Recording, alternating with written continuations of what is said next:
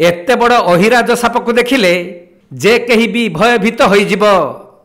जनक घर निकटरे एही अहिराज सापटी एक नाग को गिलुथुवा बेले परिवार लोक माने देखिबाकू पाइथिले।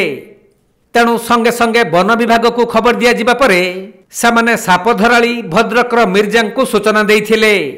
सापधराली और वन विभागर कर्मचारी माने प्राय 1 घंटा विलंबरे घटनास्थल रे पहुंचीथिले।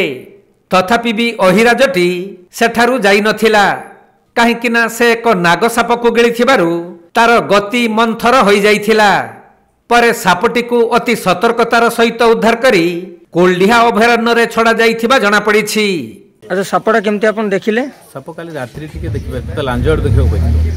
आउ आज सकाळे मु कामर व्यस्त थिली, सापटी गुटे नाग को गिलुथुवार देखियो पइलो। शब्द कला छटपट है नाग को देखल और साप को देखी तापर वन विभाग को खबर देलु। वन विभाग से मैडम मिर्जा को नंबर देले, जोगाजोग कलु, आसिक धरले।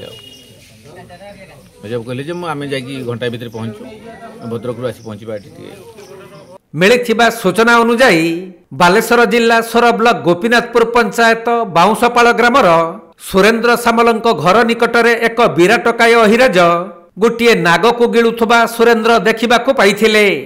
परे एही कथा प्रचार होई जिबारु सापटी को देखिबा पई सेठारे प्रबल भीड़ जमीथिला।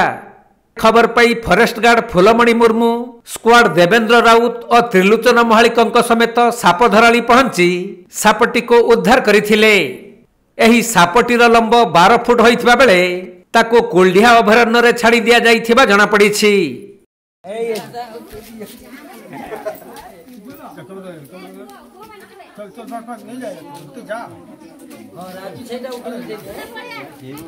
बालेश्वर जिला सोररू सुमंत दास रिपोर्ट, कोणार्क लाइव।